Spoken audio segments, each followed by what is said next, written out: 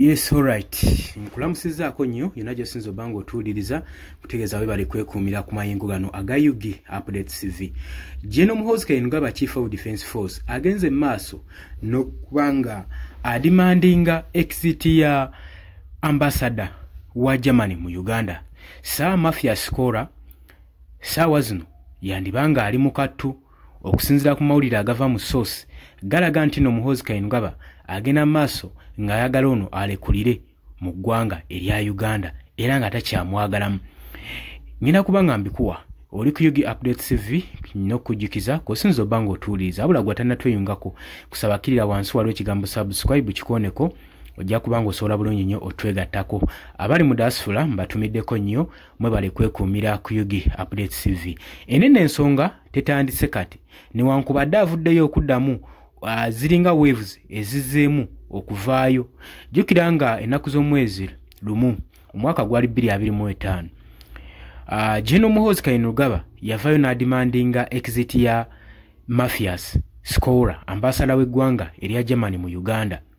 Ng'amulanga ki tujjukira bulungi nnyo oluvannyuma lwa ambassador saako ne European Union okukyalira ekitebe kya National Unity Platform n'omukulembeze Robert Kyagulanyi Ssentamu ne bawaayamu era kigambibwa nti bano bafuna akaseera ak'enjawulo era akaseera akatwala eddaki essaawa ezaali ziwerako nga bagenda mu maaso n'okudisikasinga n'okuwataanya biki ebigenda mu maaso mu ggwanga lyattu Uganda n'ebibaluma nga bo abali ku ludda olw'opposition nga bagenda mu maaso n'okujeezebwa ne gavumenti eriko nga bannaabwe bawambibwa mu ngeri y'ekyonenero ate ne batabiteekawo compensation n'abalala bangi tebamanyiddwako mayitire.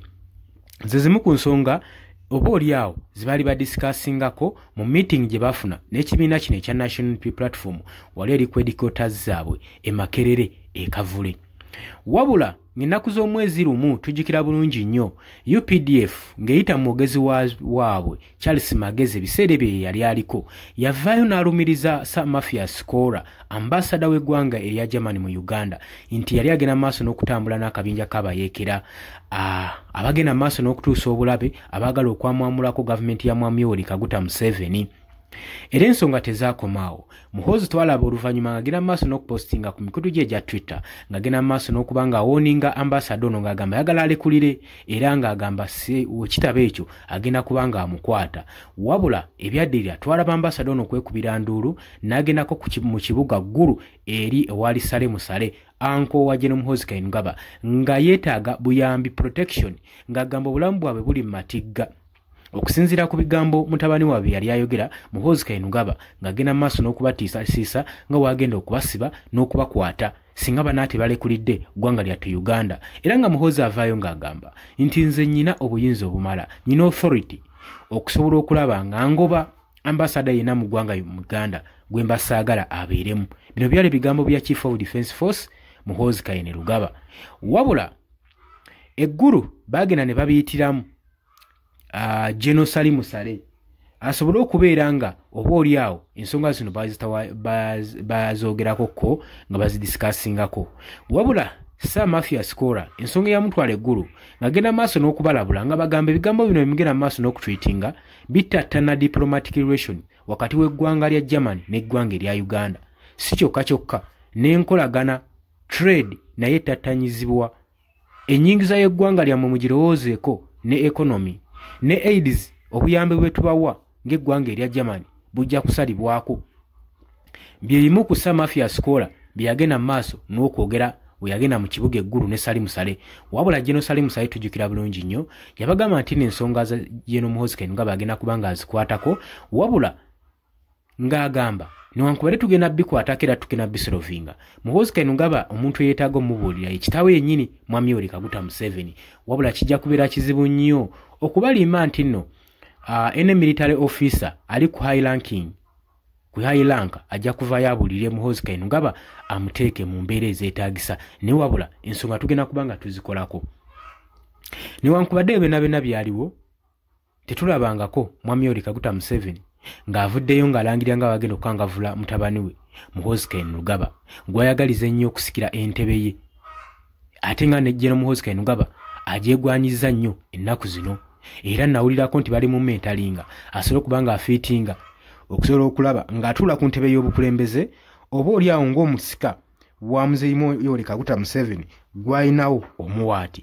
Naye kino tuzze tukiraba nnyo ng'abakulembeze naddala ba military ba retirement officers omuli Kayindo Tafire nga bakulitisayizinga ku nsonga eno nga bagamba Mwami Yoweri Kaguta Museveni wabanga ayagala mutabani we ajje ku ntebe y'obukulembeze leka amuteeke mu bantu be baba beesalirawo bamulonde wabula aleme kumuteekawo nga musika kubanga entebe ya Uganda si ya nsikirano. Ekyo Kayindo Tafire azze akyogera lunwe era n'agamba bannayuganda mwesitukiremu mulwanirire demokrasiya kubanga ajja kuba tatanyiziddwa. Uganda ejja kuba tekyatambulira ku demokrasiya. Ensonga ng'ezo twazirabako nga zigenda mu maaso n'okuwataanyizibwa. Wabula oluvannyuma twalabanga eggwanga erya Germany Riverine Report esambajja n'okurejectinga ebyali byogerebwa UPDF nga bagamba nti nno ambasada waabwe Sam Mathias Kola akolagana n'obubinja bw'abayeekera mu Uganda. Era muhoozi keno nga bwe yavaayo n'arebolinga ekibiina kya National Unity Platform ng'agamba si kibiina kyokka kya byabufuzi ng'emulowooza wabula eno branch y'abayeekera ba ADF abagenda maaso n'okutraininga abayeekera bayita foot soldiers mu mawanga ag'enjawulo ag'okumulirwano ng'agamba tumanyi gye bali era bonna tugenda balinoonyaayo tusobole okubanga ensonga eno tugitakulako.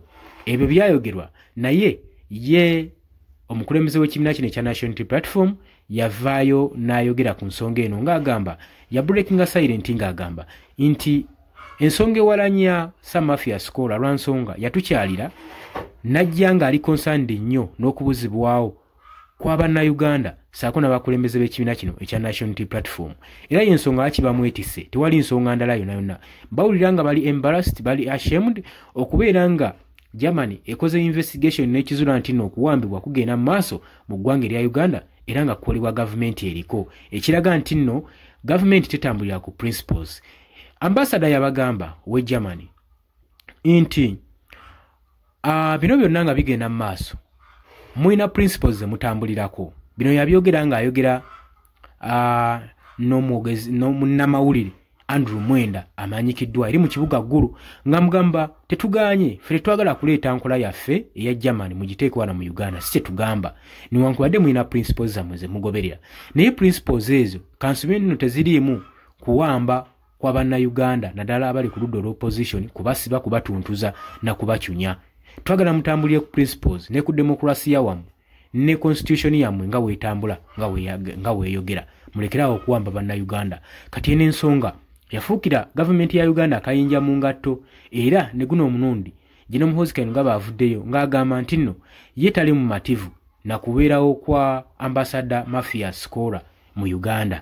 Agamba nti nno ono akolagana n'obubinja bw'abayeekera tumulabye enfunda eziwera ng'atambula nabo era nga bavaayo balumiriza naye nkugambye nti nno gavumenti ya Germany yavaayo bino n'ebyesambajja n'egamba nti nebyo byonna ebyogera bambogerera mafuukule bebasibako matugambuzi kubaliisa ngo ebyo byonna ensonga West usibadde nyongera okujjukiza nti oli ku Yugi Update TV kosinza obanga otuwuliriza agalo tweyunga kukirira wansi waliwo ekigambo subscribe kikooneko obeere nga otwegatta kabali emitala amayanja nyongera obbatumirako. Kakati muhoozi kano nga bagamba enfunda eziwerako njagadde nnyo okugoba ambasada ono Sam Mathias Kola mu ggwanga lyatu Uganda naye agenda maaso n'okwekweka mu nnyumba ya kitange eri mu White House buli we munoonya simulaba naye nga nayagala dde omugoba. Bino nno yabitadde ku mukutu gwe ogwa social media ogwa Twitter agamba nayagala dde omugoba naye yeekweka nnyo mu nnyumba ya kitange anoonya eyo obukuumi kati era bwe njogerera yandibanga ali mu basement eyo kyaka gye yeekwese naye kyonna kye kiri ngenda kubanga munoonyaayo alina okuresigninga okukwitinga mu ggwanga Uganda. Agamba nti nno enfunda eziwerako azze ayagadde omugoba naye nga yeekweka mu basement ya kitaabwe ebibadde bigambo bya General Muhoozi Kainerugaba ng'agenda maaso n'okudimandinga exit ya Sam Mathias Kola ambasada w'eggwanga erya Germany wano mu Uganda. Golowooza ensonga zino zinaggwa yolowooza ki ekigenda okukolebwa? Golowooza Muhoozi Kainerugaba anaatuukiriza okugoba ambasada ono mu ggwanga erya Uganda nga waayogera nga waalina obuyinza? Jangu ku comment section otekeyo endowooza yo okusinziira gwe ku bintu nga obiraba. obadde oli ku Yugi Updates TV era nga nkwagaliza olunaku olulungi mweraba.